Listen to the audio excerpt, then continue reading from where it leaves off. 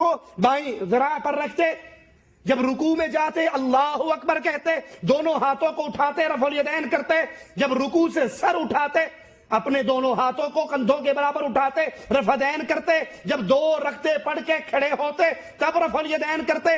یہ حدیث سے ثابت ہے یا نہیں؟ صحیح بخاری پہ کسی کا اختلاف ہے؟ جب یہ حدیث سناؤ نا کہتے نہیں وہ جڑی رفع الیدین سی نا وہ بغلوں میں بت لے کر آتے تھے، یہ بتوں کو گرانے کے لیے رفع الیدین آئی تھی۔ اعوذ باللہ من الشیطان الرجیم۔ یہ کن پہ تہمت لگا رہے ہو؟ صحابہ پہ، جنہوں نے اپنے کافر باپ کو قتل کرنے کے لیے تلوار نکالی اور قتل کیا، جنہوں نے اپنے کافر بیٹے کو قتل کرنے کا عہد کیا، جنہوں نے رسول کے لیے مائیں بیوی بچے سب کچھ قربان کر دیے۔ کہتے نہیں جی نہیں آپ نہیں سمجھتے، ہم صحابہ کی بات نہیں کر رہے، ہم کہتے ہیں جو منافقین نماز پڑھنے آتے تھے جماعت کے ساتھ وہ اپنی بغلوں میں بت لے کر آتے تھے، اس لیے رفع الیدین جاری ہوا تاکہ یہ بت گر جائیں۔ اچھا جی منافقین کہاں تھے؟ مکہ میں کوئی منافق تھے؟ نہیں تھے۔ کہاں تھے؟ مدینہ شریف میں۔ جہاں منافق تھے وہاں بتوں والی پارٹی تھی؟ کوئی تھا وہاں پہ؟ کاواں والی سرکار، کوئی کویں والی سرکار، کوئی لسوڑی شاہ، کوئی پھسوڑی شاہ، کوئی بٹیراں والی سرکار، وہ ایبٹ آباد کے اندر ایک کھوتے شاہ ہے، لاہور کے اندر گھوڑے شاہ ہے، یہ کوئی تھے وہاں پہ؟ ساوی چنڈی والے نہیں تھے۔ جہاں بت تھے وہاں جماعت سے نماز فرض نہیں تھی، اور جہاں جماعت سے نماز فرض ہوئی وہاں پہ بت نہیں تھے۔ یہ ٹکوسلا کس نے جوڑا ہے؟ اچھا وہ منافقین بھی بڑے پاگل تھے جو بغلوں میں لے کے آتے تھے، جیب میں ڈال کے کیوں نہیں لے آتے تھے؟ اچھا ہم مان لیتے ہیں کہ نہیں یار وہ کچھ بھی ہو بہرحال وہ بت لاتے تھے، آپ کی بات ٹھیک ہے۔ تو یہ جو ہے نا جی یہ دیکھو، یہ کم از کم اتنا سا بت ہوگا جو بغل میں آ جائے گا، اس سے بڑا تو نہیں آئے گا نا۔ یہ بت آ گیا جی، یہ بغل میں رکھ لیا، نماز پڑھنے کے لیے کھڑے ہوئے۔ ہم جو یہ بتوں والی دلیل دیتے ہیں ان کی رفع الیدین اور جو حدیث میں ذکر آتا ہے ان کی ہمیں فرق ہے۔ حدیث میں کیا ہے؟ رفع یدیہما حتی حذو منکبہ، صحابہ اللہ کے نبی ابن عمر بیان کرتے ہیں اپنے ہاتھوں کو بلند کرتے کہاں تک؟ کندھوں کے برابر۔ یہ حدیث سے ثابت ہے، یا کان کی لو کے سامنے ہے، یہ حدیث سے ثابت ہے۔ اور جو بتوں والی پارٹی جو رفع الیدین نہ کرنے والی پارٹی ہے وہ رفع الیدین کہاں تک کرتی ہے؟ کرتی نہیں کرتی؟ میں غلط کہوں مجھے پکڑ لینا، اور اگر میں صحیح کروں ٹھیک ہے نا؟ اللہ اکبر۔ تو یہ تو گر گیا پہلی رفع الیدین پہ، یہ کیوں کرتے ہو؟ اس کو بھی چھوڑ دو، یہ مولویوں کا ڈھکوسلا ہے۔ اب ویتر پڑھتے ہوئے جو طریقہ رسول اللہ صلی اللہ علیہ وسلم کا ہے اس کو ماننا نہیں کہ دوسرے تشہد میں نہیں بیٹھنا، حدیث پہ عمل کرنے کے لیے اپنے پاس سے ایک رفع الیدین شروع بنا دی۔ جہاں رسول اللہ نے رفع الیدین دی وہاں کا جی یہ گھوڑوں کی دمیں ہلانا ہے نہیں کرتے، یہ مکھیاں اڑانا ہے ہم نہیں کرتے، یہ بتوں کے لیے ہوئی تھی۔ اور جہاں نبی نے نہیں دی کولو ویلڈ کر دی تھی۔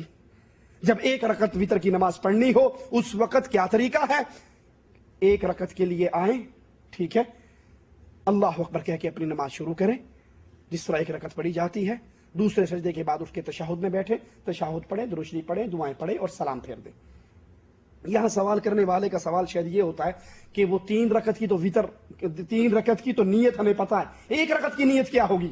تو بھائی نیت کہاں ہوتی ہے؟ دل میں، زبان سے بولنا نیت نہیں، اقرار ہے جو سنت سے ثابت نہیں ہے۔ اس کی ایک موٹی سی دلیل دے کے بات آگے چلاتا ہوں کہ پٹھان پشتو میں نیت کرتا ہے، کیرلا والا کیرلا زبان میں کرتا ہے، انڈیا والا ہندی میں کرتا ہے، پاکستان والا اردو پنجابی میں کرتا ہے، کوئی سرائکی میں کرتا ہے، اور سب کے رسول کی زبان کے تھے؟ عربی تھے۔ پنجابی میں نماز ساری پڑھیں تو ہو جائے گی، پشتو میں نماز پڑھیں ہو جائے گی؟ نہیں ہوگی۔ کیوں؟ کیونکہ رسول نے اس زبان میں پڑھی، جس زبان میں رسول صلی اللہ علیہ وسلم نے پڑھی ہم پر فرض ہے اسی زبان میں پڑھیں۔ تو اگر یہ نیت کے الفاظ کہنا سنت سے ثابت ہوتے، نبی پاک کی زبان میں کہتے عربی میں، تو جس طرح پوری نماز عربی میں پڑھنا فرض ہے اسی طرح نیت بھی عربی زبان میں کرنا، یہ الفاظ کہنا فرض ہوتے۔ ہر زبان والا الگ الگ کر رہا ہے، سمجھنے کے لیے کافی ہے، یہ بعد میں ٹچ لگا ہے، پہلے سے ساتھ نہیں تھا۔ جمعے کی نماز میں کتنی رکعت نماز پڑھنی چاہیے؟ جمعے کی نماز میں جب آپ جاؤ، ابھی امام ممبر پہ آ کے نہ بیٹھا ہو، آپ 2 رکعت پڑھنا چاہو 2 پڑھ لو، 2 پڑھنا تو ضروری ہے، اس کے پڑھے بغیر نہیں بیٹھنا۔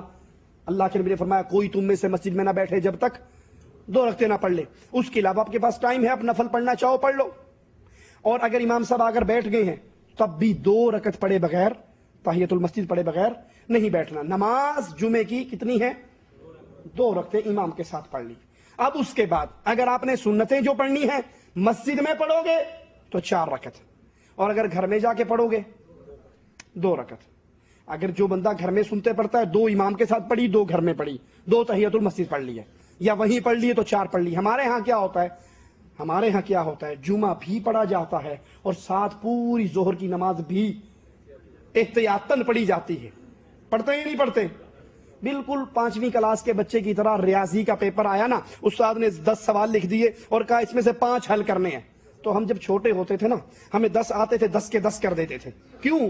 اس لیے کہ یار کوئی بھی غلط ہو گیا تو دوسرا ٹھیک ہو جائے گا، نمبر پورے ملیں گے۔ تو یہ ان بے وقوفوں کا وہی حال ہے، بھی جمعے کی بھی پڑھ لیتے ہیں ساتھ زور کی احتیاطاً پڑھ لیتے ہیں، بھی اے ہوگی تے اے نہ ہوئی تے اے تے وٹتے پئی نا، کوئی نہ کوئی تو قبول کرے گا نا اللہ، دونوں پڑھ رہا ہوں میں، ایڈا اوکھا ہو رہا ہجے بھی رب نے نہیں مننی۔ جس وقت پہ جو نماز اللہ نے فرض کی ہے وہی پڑھنی ہے، اپنے پاس سے اس میں اضافہ نہیں کرنا۔ قرآن پاک پڑھ کر کس طرح مردوں کو بخشا جاتا ہے؟ جب انسان قرآن پاک پڑھتا ہے اس کا ثواب اس کو ملتا ہے، اور جس نے اس کی تربیت کی، جس نے اس کو قرآن پڑھایا، جس نے اس کو تعلیم دی، وہ سارا ثواب بھی اس کو ملتا ہے۔ اگر ماں باپ نے اس کی نیک تربیت کی ماں باپ کو ملے گا، قاری صاحب نے پڑھایا قاری صاحب کو ملے گا۔ یہ کوئی سسٹم نہیں ہے کہ میں قرآن پڑھوں اور پھر اس کے بعد مولوی صاحب بیٹھے ہوئے ہوں، ایک کار والا آ کے رکے اور مولوی صاحب کے ہاتھ میں 500 روپے دے کے کہ جی میرا ابا مار گیا تو 5 قرآن چاہیے دینے، وہ درویشوں سے پھیرا مارتا ہے، 2 سپارے اس سے لیے، 2 پارے اس سے لیے، 10 اس سے لیے، اور ساروں کو اکٹھے کر کے 5 قرآن اس کو دے دیے، پڑھا میں نے، مل اس کو گیا۔ لا تزر وازرۃ وزر اخری لیس للانسان الا ما سعى۔ نبی نے فرمایا مرنے والا جب مر جاتا ہے سارے عمل اس کے ختم ہو جاتے ہیں سوائے 3 عملوں کے۔ کون سا ہے؟ صدقہ جاریہ، علم جو پڑھا کر گیا، ولد صالح، نیک اولاد۔ نیک اولاد کیا کرے؟ درویشوں کو بلا لے دارالعلوم سے۔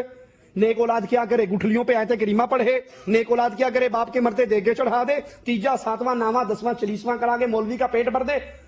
نبی نے نیک اولاد کا کام بھی بتایا، ولد صالح یدعو لہ، نیک بیٹا اپنے ماں باپ کے لیے دعائیں کرتا رہے۔ غسل کرتے وقت وضو کے ساتھ ننگے بدن غسل کرنے سے نماز ہوگی؟ ہاں جی، آپ نے غسل کیا اور اسی جگہ پر آپ نے وضو کر لیا، آپ کا جسم ننگا تھا تو کوئی حرج نہیں، نماز ہو جائے گی۔ بالغ ہونے کے بعد 10 سال نماز نہیں پڑھی اور اب پڑھنا چاہتا ہوں تو کیا کروں؟ کیا قضائے عمری پڑھ سکتا ہوں؟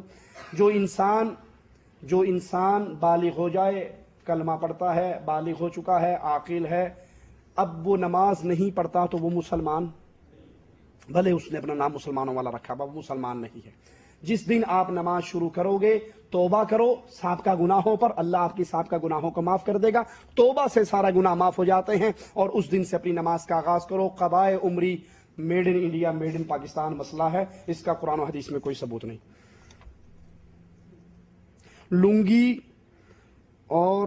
لنگی ڈال کر نماز پڑھ سکتا ہوں؟ آپ نے لنگی پہنی ہوئی ہے، وہ آپ کے گھٹنوں سے نیچے تک ہے، جو مرد کا سطر ہے اس کو ڈھانپتی ہے، اور اوپر بھی کوئی ایسا کپڑا ہے جو آپ کے کندھوں کو ڈھانپ رہا ہے تو آپ اس میں نماز پڑھ لو، کوئی حرج نہیں۔ دعا مانگتے وقت رسول اللہ صلی اللہ علیہ وسلم کے وسیلے سے دعا مانگی جا سکتی ہے؟ نہیں، یہ تعلیم نہ ہمیں قرآن نے دی، نہ حدیث نے دی، نہ صحابہ کرام نے دی۔ ہمیں تعلیم دی جب مانگو اللہ کے پیارے ناموں کا واسطہ دے کے اللہ سے مانگو، کسی نیک زندہ بزرگ سے دعا کروائی جا سکتی ہے، اپنے نیکیوں کا واسطہ دیا جا سکتا ہے، ٹھیک ہے۔ یہ مردوں کا واسطہ یا شخصیات کا واسطہ قرآن حدیث کی تعلیم کے خلاف ہے، یہ تعلیم ہمیں رسول اللہ نے نہیں دی۔ ٹائم بہت ہو گیا، میں زیادہ تفصیل میں نہیں جاتا، صحیح بخاری کی صرف ایک حدیث بتاتا ہوں۔ حضرت عمر رضی اللہ عنہ وارضاہ کے دور میں قحط جب ہوا تو حضرت عمر نے حضرت رسول صلی اللہ علیہ وسلم کے چچا کو لا کر اللہ سے دعا کی کہ اللہ جب تک نبی زندہ رہا وہ دعا کرتا رہا، آج وہ فوت ہو گئے تو ان کے چچا آ کر دعا کر رہے ہیں، تو اللہ عز و جل ہمارے گناہوں کو معاف فرما، ہم پہ بارش برسا۔ اقول قولی ھذا واستغفر اللہ لی ولکم ولسائر المسلمین۔